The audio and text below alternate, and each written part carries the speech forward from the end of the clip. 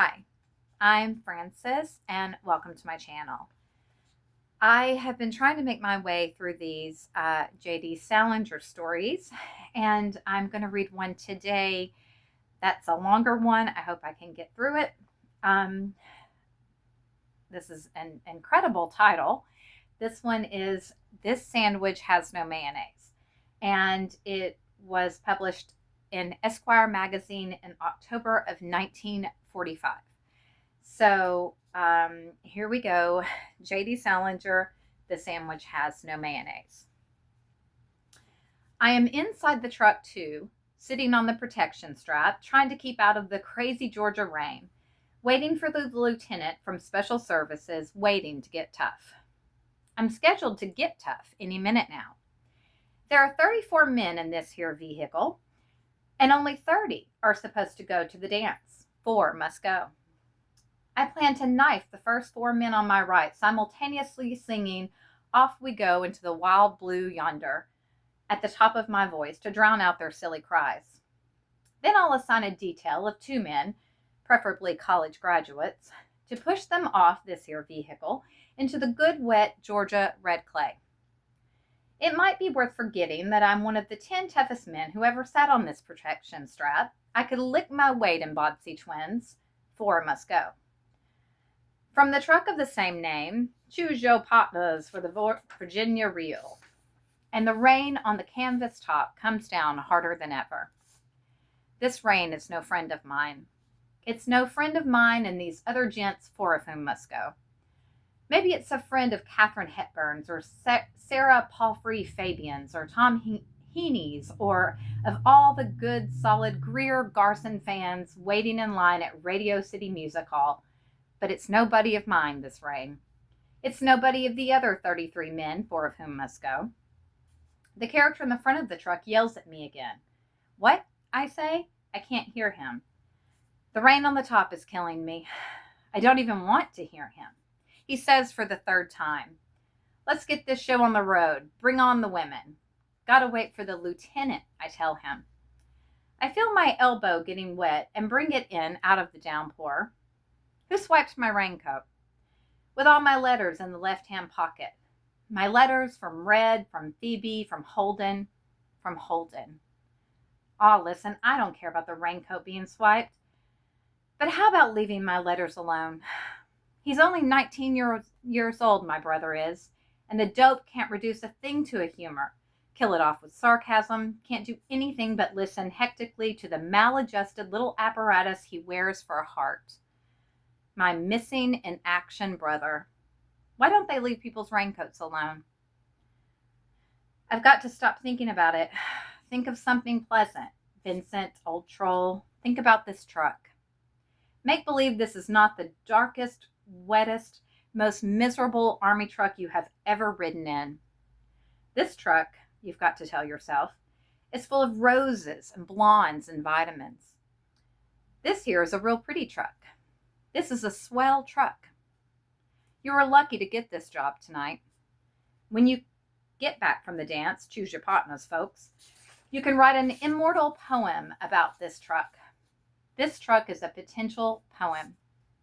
You can call it Trucks I Have Rode In, or War and Peace, or The Sandwich Has No Mayonnaise. Keep it simple. Listen, rain. This is the 9th day you've been raining. How can you do this to me? And these 33 men, 4 of whom must go, let us alone. Stop making us sticky and lonely. Somebody is talking to me. The man is within knifing distance. 4 must go. What? I say to him. Where are you from, Sarge? The boy asks me. Your arm's getting wet. I take it in again. New York, I tell him. So am I. Whereabouts? Manhattan, just a couple of blocks from the Museum of Art. I live on Valentine Avenue, the boy says. Know where that is? In the Bronx, isn't it? Nah, near the Bronx. Near the Bronx, but it ain't in it. It's still Manhattan. Near the Bronx, but isn't in it. Let's remember that. Let's not go around telling people they live in the Bronx, when in the first place they don't live there. They live in Manhattan. Let's use our heads, buddy. Let's get on the ball, buddy. How long have you been in the Army? I asked the boy. He is a private. He is the soakingest, wettest private in the Army. 4 months. I came in through Dick's, and then they shipped me down to Miami. Ever been to Miami? No, I lie. Pretty good? Pretty good. He nudges the guy on his right. Tell him, Fergie. What? Says Fergie, looking wet, frozen, and fouled. Tell the Sarge about Miami. He wants to know if it's any good or not. Tell him. Fergie looks at me. Ain't you never been there, Sarge? You poor miserable sap of a sergeant. No. Pretty good down there? I managed to ask. What a town, says Fergie softly. You could get anything you want down there. You could really amuse yourself. You could really amuse yourself. Not like this here hole. You couldn't amuse yourself in the hole here if you tried. We lived in a hotel, the boy from Valentine Avenue says. Before the war, you probably paid $5, $6 a day for a room in the hotel we was at. One room. Showers, says Fergie in a bittersweet tone which Abelard, during his last years, might have used to mention Heloise's handle. You were all the time as clean as a kid. Down there you had 4 guys to a room, and you had these showers in between. The soap was free in the hotel. Any kind of soap you wanted. Not GI. You're alive, ain't you? The character in the front of the truck yells at Fergie. I can't see his face.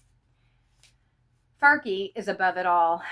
Showers, he repeats. 2, 3 times a day I took them. I used to sell down there, a guy in the middle of the truck announces.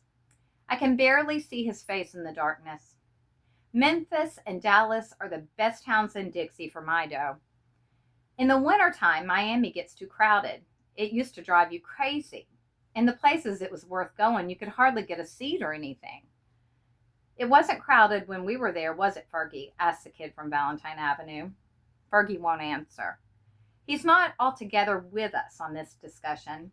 He's not giving us his all.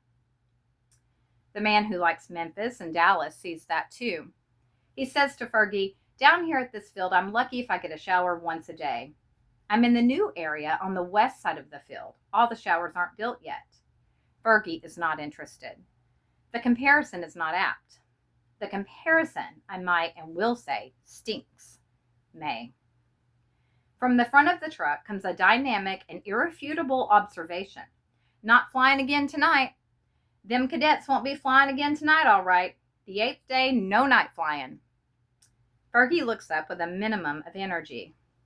I ain't hardly seen a plane since I'm down here. My wife thinks I'm flying myself nuts. She writes and tells me I should get out of the Air Corps.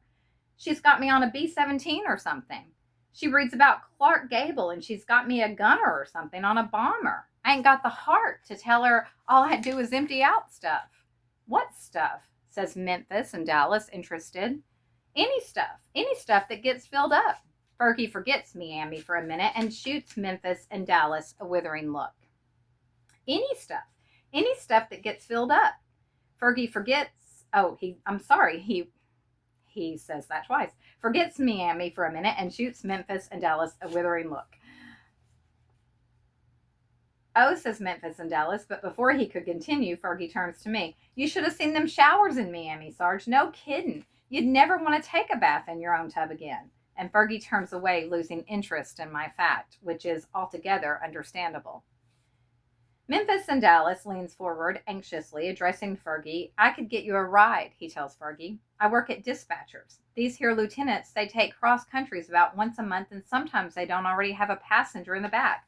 I've been lots of times. Maxwell Field, everywhere. He points a finger at Fergie as though accusing him of something. Listen, if you want to go sometime, give me a ring. Call dispatchers and ask for me. Porter's the name. Fergie looks phlegmatically interested. Yeah? Ask for Porter, huh? Corporal or something? Private, says Porter, just short of stiffly. Boys, says the kid from Valentine Avenue, looking past my head into the teeming blackness. Look at it come down. Where's my brother? Where's my brother Holden? What is this missing in action stuff? I don't believe it. I don't understand it. I don't believe it. The United States government is a liar. The government is lying to me and my family. I never heard such crazy liar's news. When he came through the war in Europe without a scratch, we all saw him before he shipped out to the Pacific last summer. And he looked fine. Missing? Missing, missing, missing. Lies. I'm being lied to.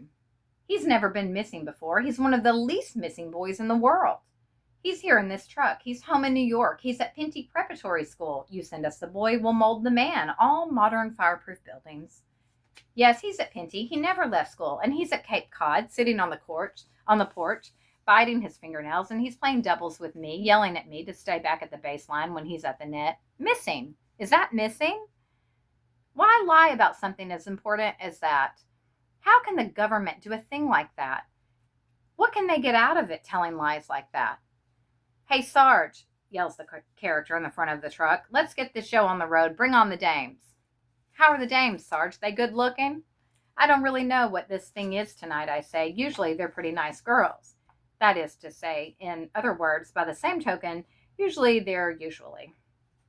Everybody tries very, very hard. Everybody is in there pitching. The girls ask you where you come from, and you tell them, and they repeat the name of the city, putting an exclamation point at the end of it. Then they tell you about Douglas Smith, Corporal, A.U.S. Doug lives in New York, and do you know him? You don't believe so, and you tell her about New York being a very big place.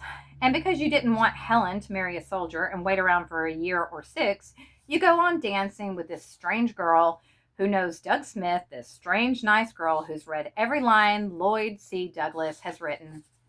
While you dance and the band plays on, you think about everything in the world except music and dancing. You wonder if your little sister Phoebe is remembering to take your dog out regularly, if she's remembering not to jerk Joey's collar. The kid'll kill the dog someday. I never saw rain like this, the boy from Valentine Avenue says. Have you ever seen it like this, Fergie? See what? Rain like this? Nah. Let's get this show on the road. Bring on the dames. The noisy guy leans forward, and I can see his face. He looks like everybody else in the truck. We all look alike. What's the Louie like, Sarge? It was the boy from near the Bronx. I don't really know, I say. He just hit the field a couple of days ago. I heard that he lived right around here somewhere when he was a civilian. What a break to live right near where you're at, says the boy from Valentine Avenue. If I was only at Mitchell Field, boy, half hour and I'm home. Mitchell Field, Long Island. What about that Saturday in the summer at Port Washington? Red said to me. It won't hurt you to see the fair either. It's very pretty. So I grabbed Phoebe, and she had some kid with her named Minerva, which killed me. And I put them both in the car, and then I looked around for Holden. I couldn't find him. So Phoebe and Minerva and I left without him. At the fair, we went to the Bell telephone exhibit, and I told Phoebe that this phone was connected with the author of the Elsie Fairfield books. So Phoebe, shaking like Phoebe, picked up the phone and trembles into it. Hello, this is Phoebe Caulfield and child at the World's Fair. I read your books and think they are very excellent in spots. My mother and father are playing in Death Takes a Holiday in Great Neck. We go swimming a lot, but the ocean is better in Cape Cod. Goodbye. And then we came out of the building, and there was Holden with Hart and Kirky Morris. He had my terry cloth shirt on, no coat. He came over and asked Phoebe for her autograph, and she socked him in the stomach, happy to see him, happy he was her brother.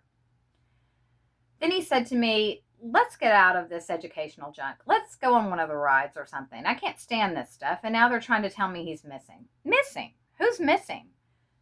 Not him. He's at the World's Fair. I know just where to find him. I know exactly where he is. Phoebe knows too. She would know in a minute. What is this missing stuff? How long does it take you to get from your house to 42nd Street? Fergie wants to know from the Valentine Avenue kid. Valentine Avenue thinks it over, a little excitedly. From my house, he informs intensely, to the Paramount Theater takes exactly 44 minutes by subway. I nearly won $2 betting with my girl on that. Only I wouldn't take her dough. The man who likes Memphis and Dallas better than Miami speaks up. I hope all these girls tonight ain't chicken. I mean kids. They look at me like I was an old guy when they're chicken. I watch out that I don't perspire too much, says Fergie. These here GI dances are really hot. The women don't like it if you perspire too much. My wife don't even like it when I perspire too much. It's all right when she perspires. That's different. Women, they drive you nuts. A colossal burst of thunder. All of us jump, me nearly falling off the truck. I get off the protection strap, and the boy from Valentine Avenue squeezes against Fergie to make room for me. A very drawly voice speaks up from the front of the truck. Y'all ever been to Atlanta? Everybody is waiting for more thunder. I answer, no, I say. Atlanta's a good town. Suddenly, the lieutenant from Special Services appears from nowhere, soaking wet, sticking his head inside the truck. 4 of these men must go. He wears oilskin covers on his visored cap. It looks like a unicorn's bladdery. His face is even wet. It is a small-featured, young face, not yet altogether sure of the new command in it issued to him by the government. He sees my stripes where the sleeves of my swiped raincoat, with all my letters, should be. You in charge here, Sergeant? Wow, choose your partners. Yes, sir. How many men in here?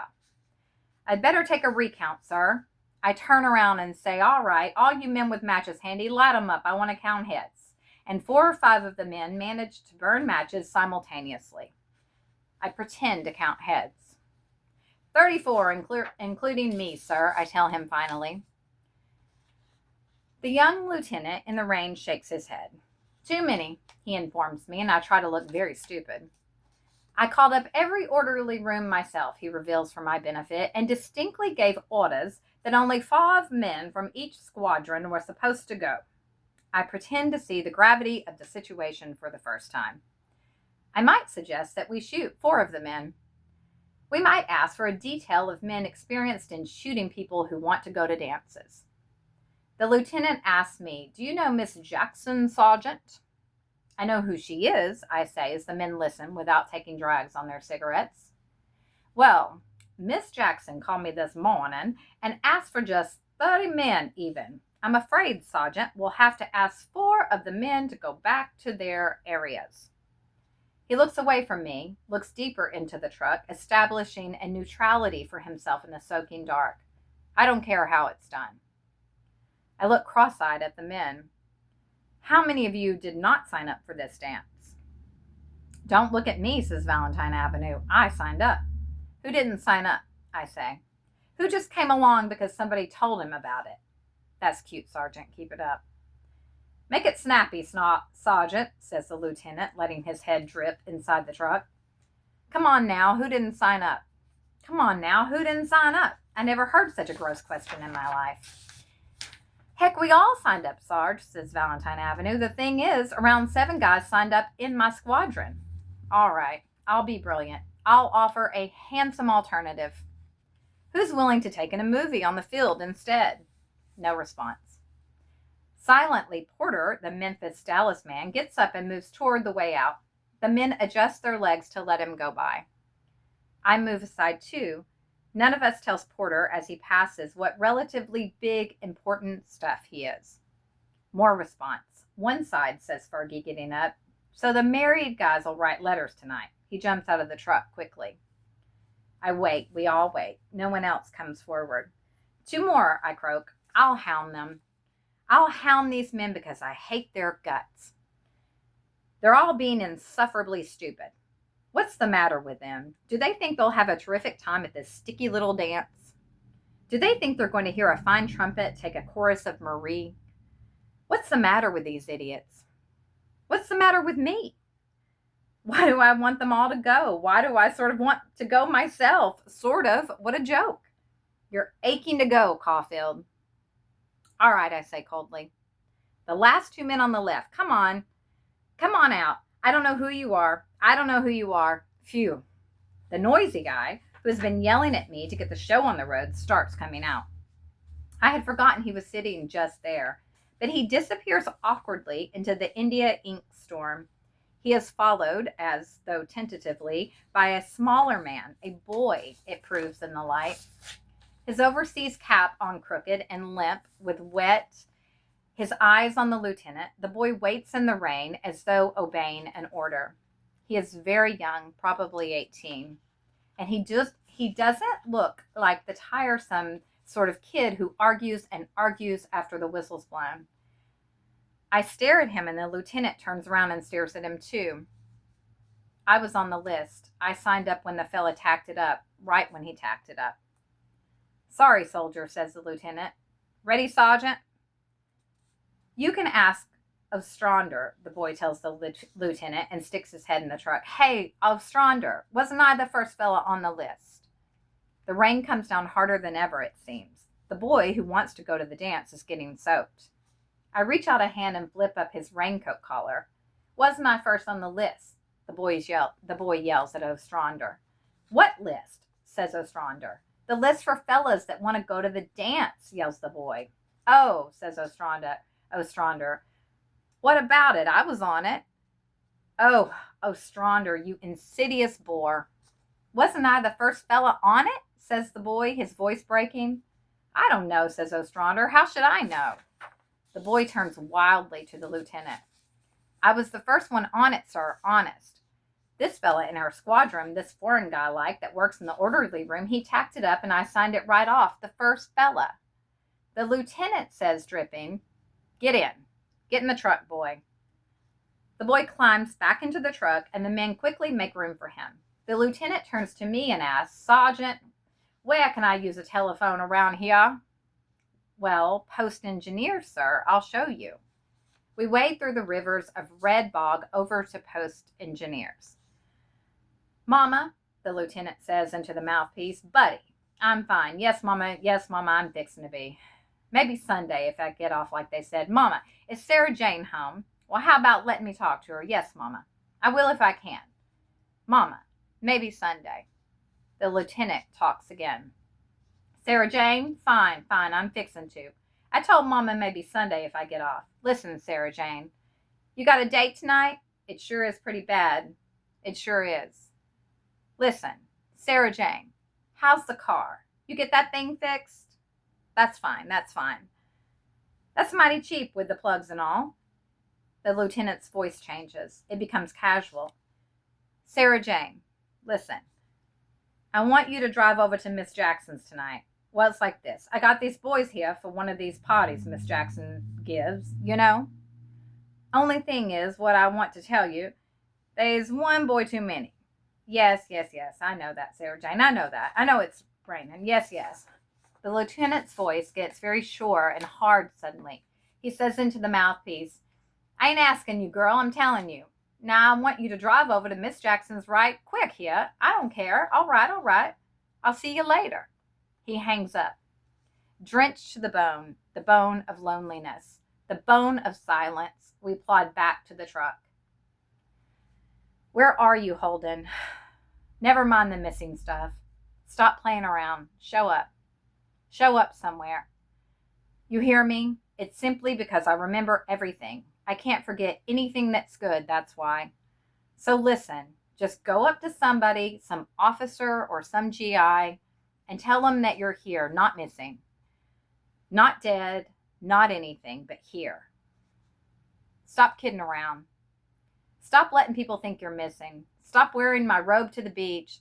Stop taking the shots on my side of the court. Stop whistling. Sit up to the table. The end.